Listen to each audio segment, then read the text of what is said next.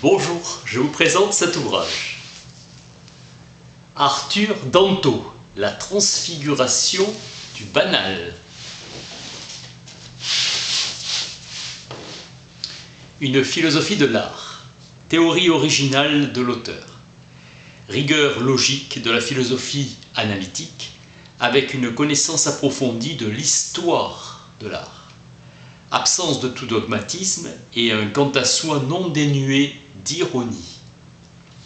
Le monde pensé est dit et le monde. La même chose vaut pour l'art. La philosophie analytique refuse de considérer l'art comme une réalité ineffable située au-delà de nos manières de penser et de dire.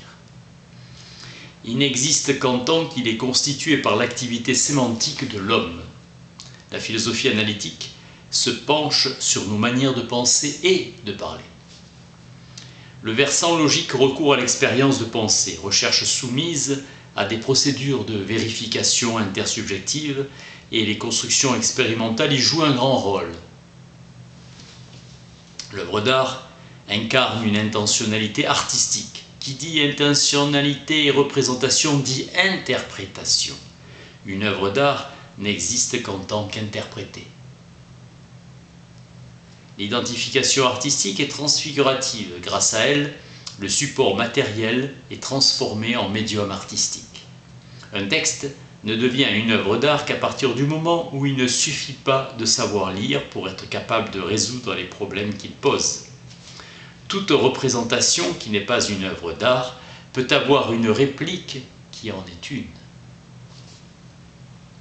La différence réside dans le fait que l'œuvre d'art utilise la manière dont la représentation non artistique présente son contenu pour mettre en avant une idée concernant la manière dont ce contenu est présenté. L'essence de l'art ne réside pas dans des qualités esthétiques et donc perpétuelles, mais dans sa structure intentionnelle. L'identité de l'œuvre est toujours éminemment historique puisqu'elle dépend des spécificités culturelles de l'époque où elle est créée. L'œuvre d'art n'a d'existence qu'à l'intérieur d'un horizon artistique global, d'un monde de l'art. Donc, dans l'atmosphère d'une théorie de l'art qui est toujours une réalité partagée. L'interprétation et l'identification artistique possèdent toujours un statut public. Le pop art, en dégageant l'essence philosophique de l'art, signe la fin des avant-gardes et en conclut que l'histoire de l'art est terminée. L'art post-historique sera obligé de répéter et de pasticher l'art du passé, mais l'impulsion fondamentale de son évolution ne saurait plus être ce thème éminemment philosophique qu'a été pour l'art moderniste la recherche de sa propre essence. Danto administre la preuve que l'esthétique philosophique n'est pas condamnée à être une entreprise exsangue, sans grand intérêt, mais qu'elle peut être captivante comme un roman et intervenir directement de manière cruciale.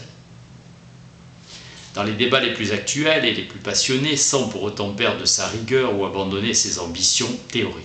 Or, certains événements récemment survenus dans le monde de l'art sont des transfigurations de la banalité, des objets triviaux transformés en œuvres d'art. Il faut d'abord regarder du côté de Duchamp, opération de distanciation esthétique capable de les transformer en d'improbables objets de plaisir esthétique. Comment de tels objets deviennent des œuvres d'art? Une dimension esthétique inattendue. Question de savoir ce qui en faisait des œuvres d'art. Contribution de l'artiste pop Andy Warhol. Pièce remplie de facsimilés de cartons Kellogg's qui, contrairement au charisme des boîtes Brio, n'excitent pas l'imagination. Ce qui rendait concevable l'idée qu'aucune différence matérielle ne devait nécessairement distinguer une œuvre d'art d'une chose réelle.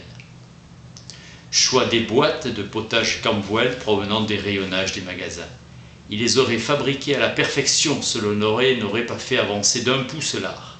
Incapacité presque risible des définitions philosophiques de l'art à rendre compte de leur objet, étant dû au caractère indéfinissable de l'art. Ces boîtes ressemblent tellement à des choses et ne sont pas des œuvres d'art que la question de la définition de l'art s'avère urgente.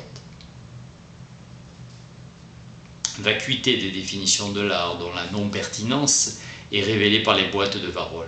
Ainsi, Les révolutions artistiques successives ont laissé toute définition antérieure sans emprise sur les œuvres nouvelles audacieuses. Une définition doit se montrer insensible à de telles révolutions. Avec les boîtes Brio, toutes les possibilités de l'art ont été réalisées et donc l'histoire de l'art est finie. L'art se trouve dans l'état prédit par Hegel dans sa philosophie de l'histoire. Le développement interne du monde de l'art ne pouvait être envisagé sérieusement, l'art étant devenu assez concret. Un tableau avec un carré rouge, la traversée de la mer Rouge par les Hébreux. L'artiste explique. Les Hébreux ont déjà traversé la mer Rouge et les Égyptiens se sont noyés. Commentaire de Søren Kierkegaard.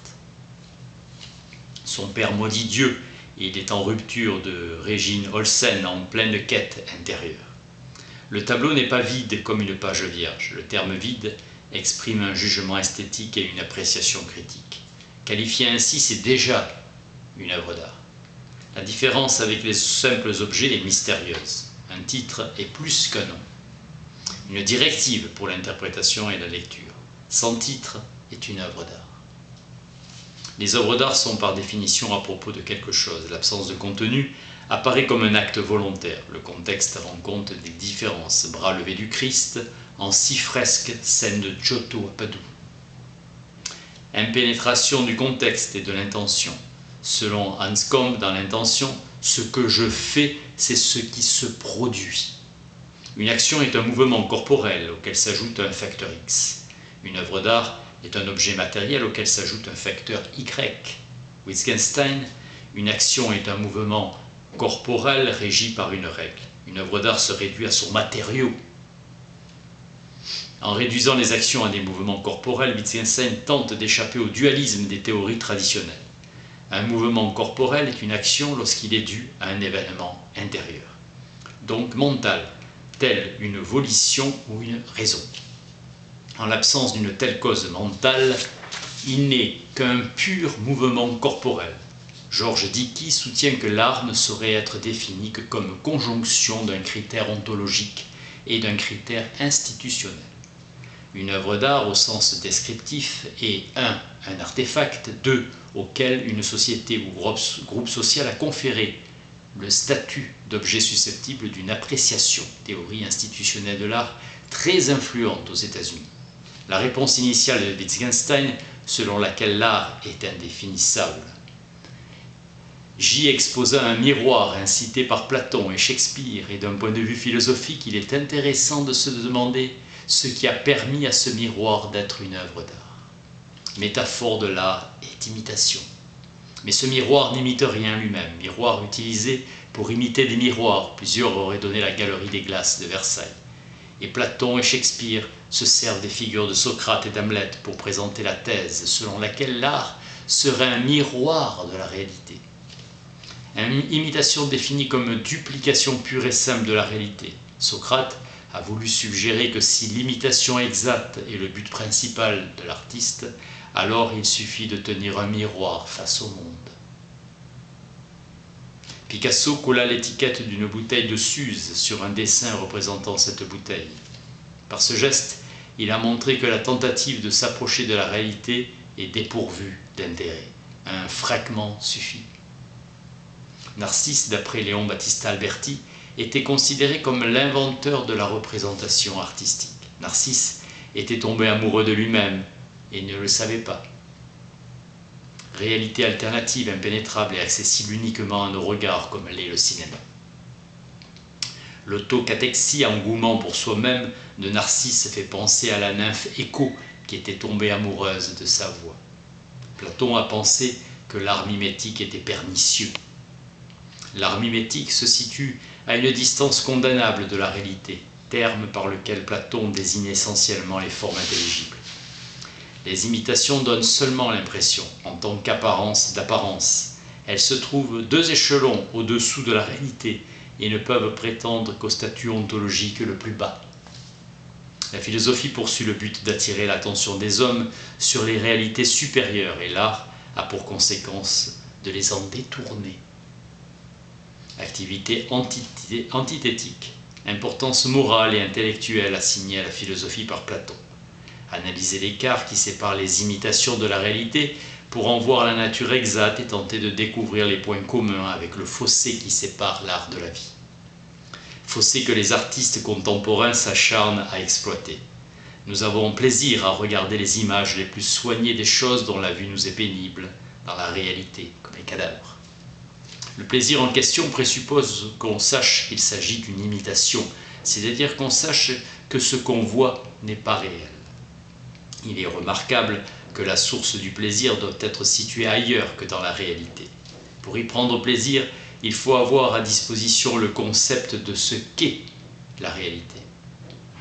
Pour un esprit soupçonneux, comme les Platons, le fait qu'un X d'imitation est également un faux X implique que l'art mimétique comporte en permanence la possibilité de l'illusion, flétrissure morale liée à la fausseté descriptive.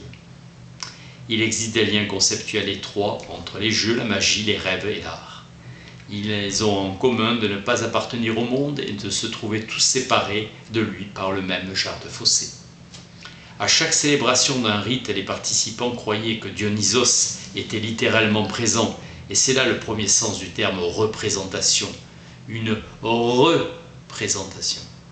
Ce rituel en vain a été remplacé par sa propre mise en scène symbolique, c'est-à-dire le drame tragique. Tom Stoppard, l'attitude la moins utile qu'on puisse adopter lorsqu'on est témoin d'une injustice, c'est d'en faire une pièce de théâtre. C'est inacceptable, il faut combattre. Une œuvre d'art est un objet qui ne s'accorde qu'avec une attitude esthétique et vis-à-vis duquel l'attitude pratique n'est jamais appropriée. Mais l'art a souvent joué un rôle utilitaire. L'art du baroque flamboyant ne veut pas être contemplé avec détachement. Mission de changer l'âme humaine. Dickey polémique contre ce qu'il appelle le mythe de la distance psychique. Les artistes se servent des conventions, ils les transgressent, parfois créant des illusions ou faire naître une sensation de continuité entre l'art et la vie. Les parenthèses ont un pouvoir inhibiteur considérable sur nos croyances. Nietzsche, rien ne saurait être beau qui ne soit pas rationnel. L'atmosphère de mystère qui baignait le théâtre antérieur fut sacrifiée, ce qui pour Nietzsche signifie qu'un élément essentiel de l'art a été supprimé dans l'intérêt de la rationalité, réintroduit par l'opéra wagnérien avec ses contenus mythiques. L'art n'existe que dans la mesure où il défie toute explication rationnelle et où son sens nous échappe. C'est plutôt la vie elle-même qui est censée fonctionner comme une sorte de carte par rapport à l'art. L'art existe dans la discontinuité entre lui et la vie. L'art mimétique échoue lorsqu'il réussit, quand il arrive à rassembler à la vie, à ressembler à la vie. Sa fonction est hors mimésis. Dilemme d'Euripide. On l'évite en définissant l'art par l'écart qui sépare la réalité de ses répliques mimétiques. Le plaisir que nous procure une imitation est le fait de savoir qu'il s'agit d'une imitation et non pas de la chose réelle. Le croassement du corbeau imité nous procure un plaisir mieux que l'animal. Comment faire la différence entre un objet artistique en rupture avec la réalité, tel que le public le conçoit, et un objet banal, un simple objet banal? Inversement, une nouvelle invention est-elle une contribution à l'art? La seule analyse possible est d'ordre institutionnel. Une chose est une œuvre d'art si elle remplit les conditions institutionnelles définies. Dilemme que les artistes aux prises avec la réalité rencontrent à l'intérieur des parenthèses que sont les conventions. Le dilemme euripidien est de produire un objet qui ressemble à un objet réel, qu'on peut se demander s'il s'agit encore d'une œuvre d'art. L'ouvre-boîte artistique enrichit la réalité par une forme nouvelle, mais n'est pas une œuvre d'art. La question des honneurs est avant tout une affaire de convention. Et il y a des honneurs qui se méritent. On peut jeter une tomate sur un comédien qui joue Hamlet, mais pas Shakespeare. Détourner les yeux de la surface des choses. Les citations ne possèdent pas réellement les propriétés possédées par ce qui est cité. Elles montrent quelque chose qui possède ces propriétés sans elles-mêmes les posséder. Une citation est brillante, liée aux circonstances. Picasso répudiait le culte de l'acte pictural dans son aspect physique. Les contemporains de Giotto, étonnés par le réalisme de ses peintures, n'y ont vu que des hommes et des femmes et des anges que nous reconnaissons particulières, momentanées selon Goodman. Pour qui toute différence esthétique est une différence perceptible, la pelle à neige de Duchamp était banal au XXe siècle, mais mystérieux au XIIIe siècle. C'est le contexte qui rend possible la transformation. La relation avec une œuvre d'art est un simple objet qui lui est semblable et analogue à la différence entre une action de base et un simple mouvement corporel qui, du point de vue des apparences, lui ressemble exactement. Descartes suppose que les choses qui nous sont représentées dans le sommeil sont comme des tableaux et des peintures. L'art se prête spontanément à un questionnement philosophique. La réflexivité dont Descartes pensait qu'elle était constitutive de la pensée est sans conteste une caractéristique de la philosophie. La nature de la philosophie est telle qu'elle semble être logiquement co-impliquée dans tout ce dont elle traite.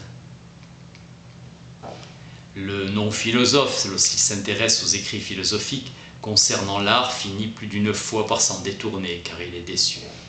L'analyse philosophique ne fait que peu de cas de l'art en tant que phénomène. Les écrits philosophiques sur l'art encouragent l'opinion que la philosophie est dans sa moindre pertinence pour la vie de l'art. Et sans la moindre pertinence.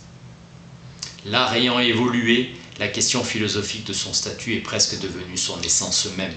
Il est devenu difficile de distinguer l'art de sa propre philosophie. En prenant conscience de lui-même, l'art a reproduit le processus spéculatif de l'histoire. La conscience de soi de l'art et l'art sous une forme réflexive, un peu comme la philosophie est toujours conscience de soi de la philosophie. La définition de l'art fait désormais partie intégrante de la nature de l'art, et la définition de l'art a toujours été une préoccupation philosophique. Il est à la fois impossible et inutile de donner une définition de l'art. Il n'existe pas de critères permettant d'identifier les œuvres d'art. Wittgenstein. Maurice Weiss, art même est un concept ouvert. De nouvelles conditions, des cas sont constamment apparus, de nouvelles formes d'art et de nouveaux mouvements. Des conditions de similitude, oui, des conditions suffisantes pour l'application du concept, non. Wittgenstein reconnaît quelque chose comme étant un jeu ou une œuvre d'art sans avoir besoin d'une définition et sans en désirer une. Kennick Williams, l'esthétique est-elle fondée sur une erreur? Il fait écho aux réflexions de saint Augustin concernant le temps. Nous savons ce qu'est l'art aussi longtemps que personne nous le demande. On ne saurait donner de critères perceptuels et identifier les œuvres d'art. Kennick, nous sommes incapables de produire une formule. On ne saurait nous fournir une pierre de touche pour reconnaître les œuvres d'art. Dans les périodes de stabilité artistique, nous sommes capables de repérer les œuvres d'art de manière inductive. Nous n'avons pas de définition, mais une généralisation. Un objet qui met en cause cette généralisation peut entrer dans le monde de l'art et donc être une œuvre d'art, propriété perceptuelle.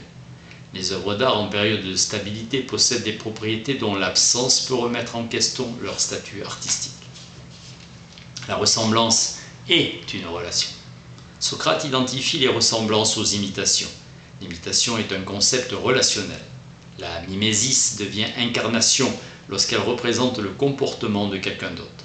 L'imitation devient une possibilité artistique dès qu'elle ne se borne plus à ressembler à quelque chose, comme une image dans un miroir, mais à propos de ce à quoi elle ressemble, plus à ressembler à quelque chose comme une image, comme on interprète un personnage. Imitation vraie, imitation de quelque chose. Les imitations sont des vecteurs de signification. Pour pouvoir représenter un objet, une image doit en être un symbole, donc en tenir lieu. Avec le temps, le fait de tenir lieu de fonctions dénotatives est devenu de moins en moins importante pour les œuvres d'art, si l'on accepte les œuvres commémoratives.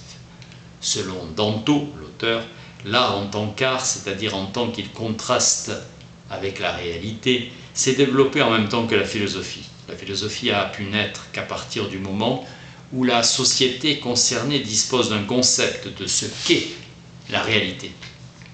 Concept de la réalité mis en contraste avec l'apparence, l'illusion, la représentation ou l'art.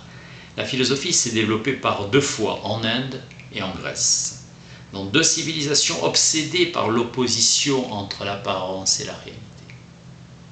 Danto soutient l'idée qu'au fond, la philosophie s'occupe de l'espace entre le langage et le monde. Les mots s'opposent aux choses et les représentations à la réalité. Réel s'oppose à la représentation. Du point de vue de leur statut logique, on peut comparer les œuvres d'art aux mots du langage. Et donc il est normal que l'art ait une pertinence philosophique.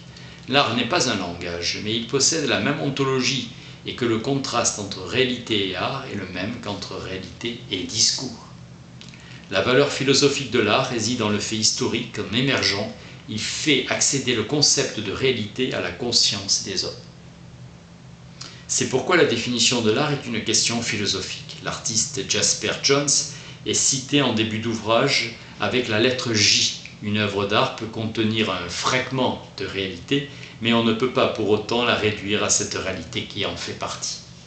Les mots sont toujours à la fois des vecteurs de signification et des objets matériels, et l'image d'un mot doit être distinguée d'un mot tout court. Interrelation complexe entre ce qui est montré dans une œuvre et la manière dont cela est montré. La réaction esthétique est une forme de perception sensorielle, médiation conceptuelle. Thèse, tout objet peut être considéré d'un point de vue pratique ou esthétique. Dicky, toute œuvre d'art doit posséder un minimum de valeur ou de mérite personnel. Les appréciations négatives font partie de l'appréciation esthétique. La différence d'œuvre d'art ou pas concernant des objets différents, appréciation artistique. D'après Cohen, l'œuvre de Duchamp ne consiste pas dans l'urinoir lui-même, mais dans le geste de l'exposer, l'urinoir. L'œuvre possède des propriétés qui font défaut à l'urinoir. Elle est audacieuse, impudente, irresponsable, spirituelle et intelligente. Diderot, nous pouvons être émus aux larmes par des représentations de choses qui ne nous touchent nullement en temps normal. Les œuvres d'art font appel à une esthétique spécifique et un langage particulier réservé à leur appréciation. Il existe un sens esthétique, un sens de la beauté, qui est différent d'avoir du flair pour l'art. Santayana disait que la beauté est l'objectivation du plaisir que les choses nous procurent lorsque nous réagissons à elles comme étant belles.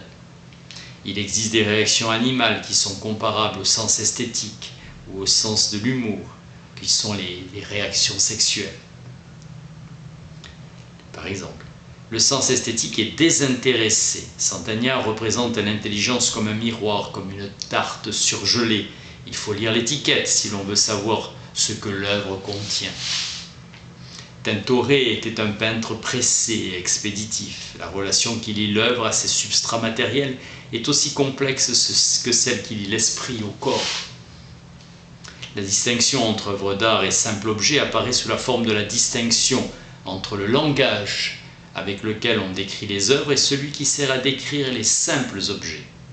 La beauté de l'œuvre d'art s'évanouit dès lors qu'on la réduit à sa réplique matérielle ou qu'on la remplace par elle. Harold Rosenberg, l'artiste utilise la toile comme une arène. Il ne s'agit pas de copier, d'imiter, de représenter, d'exprimer un message, mais peindre. Dans les peintures de Lichtenstein, c'est une victoire dans la lutte avec la réalité. Il faut un acte de volonté. Prix de consolation pour les non-artistes. L'acte de réception d'une peinture est le complément de sa création, relation analogue qui existe entre l'écrivain et le lecteur. Un titre est davantage qu'un nom ou qu'un label, c'est une directive pour l'interprétation.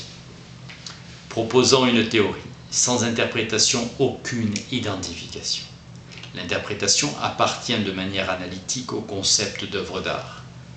Passer de l'œuvre de J à K revient à changer le monde car elle possède des ensembles d'identifications disjointes. C'est l'acte de l'identification artistique qui fait accéder le simple objet au rang d'œuvre d'art. Les limites de l'interprétation sont les limites de la connaissance. Locke, l'imagination n'a pas autre chose que l'assemblage de matériaux donnés selon des combinaisons inédites.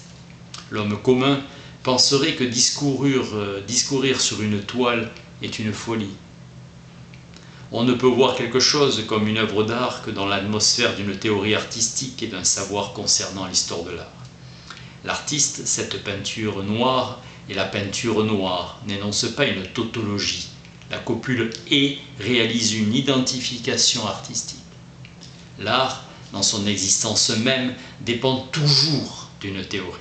Propriété représentationnelle, contenu sujet ou une signification. Une photographie d'une œuvre d'art peut très bien être une œuvre d'art à son propre titre, dès lors qu'elle présente le contenu. Mettre en avant quelque chose. Thèse de Sartre, la conscience est une sorte de néant. Elle ne fait pas partie du monde, elle est à ce travers quoi le monde est donné sans qu'elle soit donnée elle-même. Platon détestait l'art. Les théologiens esthéticiens du Concile de Trente ont exigé que les angoisses des saints et martyrs en proie aux souffrances soient représentées avec davantage de fidélité. Des termes comme puissant qui s'appliquent à des dessins ne portent pas sur ce qu'ils représentent. Des fleurs ne sont pas puissantes. L'objectif de ces artistes ne serait pas d'imiter une réalité qui les représente mal, mais d'exprimer certaines choses à propos d'une réalité. Les écarts sont parfois invisibles. L'intériorité n'est pas autre chose que la manière dont le monde est donné à une époque spécifique. L'œuvre d'art est une extériorisation de la conscience de l'artiste, sa manière de voir. On discerne les œuvres par la rhétorique, le style et l'expression. L'œuvre d'art ne se borne pas à représenter, mais exprime quelque chose à son propos, transformation de la manière dont l'artiste voit le monde. Pour Heidegger, il existe une analyse des émotions qui reste indépassée dans le livre 2 de la rhétorique d'Aristote. Il analyse les émotions essentiellement sous l'angle de la rhétorique, conçue comme une activité qui décrit de façon à provoquer les émotions appropriées. Aristote élabore les structures du syllogisme pathétique, supposé aboutir à un certain type d'émotion. La rhétorique, art de la persuasion et de la logique, doit être capable d'émouvoir un auditoire et définir des faits. Aristote cite les antimèmes comme étant la forme logique la plus appropriée à des fins rhétoriques. C'est la clé. Un antimème est un syllogisme tronqué auquel manque une prémisse ou bien la conclusion qui ne démontre pas la vérité de sa conclusion. La métaphore constitue l'aspect vivant du langage, combler le fossé et amener l'esprit à agir. Dans une œuvre d'art, l'esprit du récepteur participe à sa constitution. La phrase traduite selon Carnap est intentionnellement isomorphe à la phrase primitive. Les contraintes qui s'exercent sur les contextes citationnels semblent très sévères. Pas de synonyme dans les citations. Une métaphore présente son sujet et la manière selon de petites œuvres d'art. Nelson Goodman identifie l'expression à l'exemplification métaphorique. Un artiste peut montrer et exprimer l'amitié qu'il éprouve pour un homme.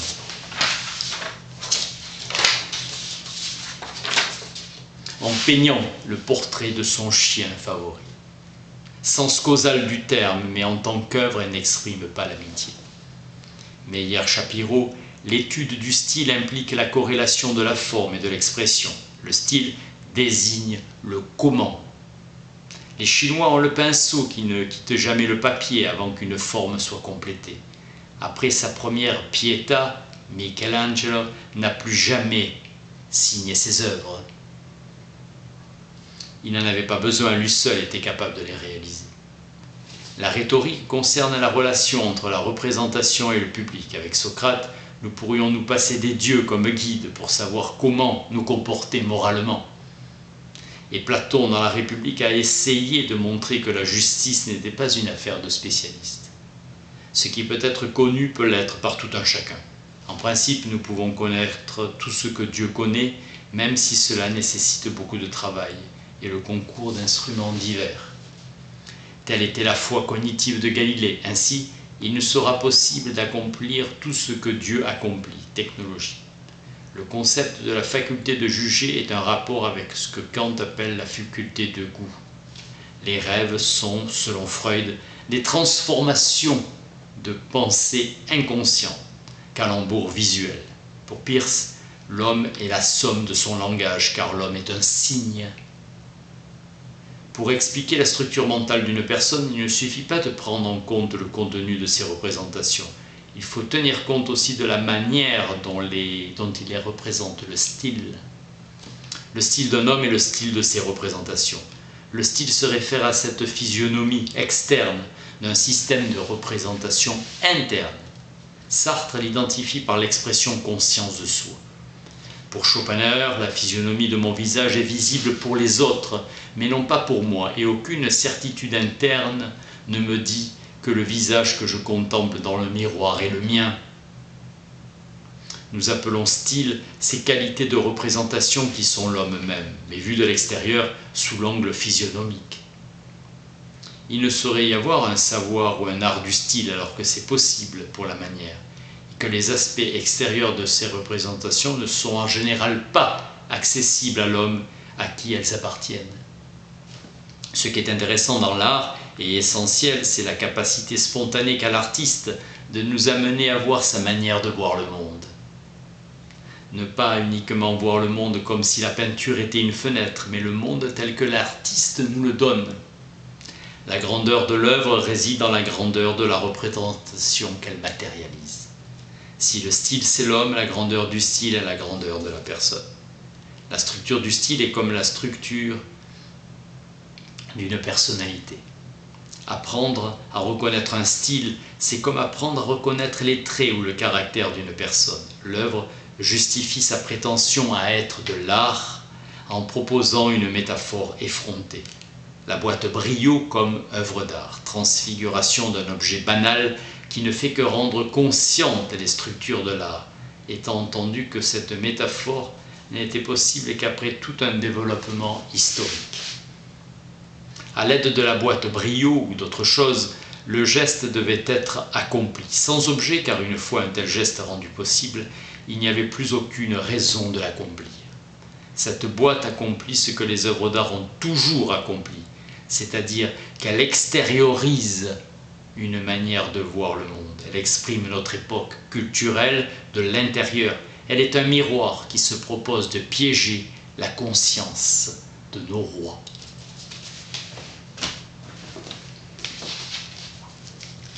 Arthur Danto, la transfiguration du banal.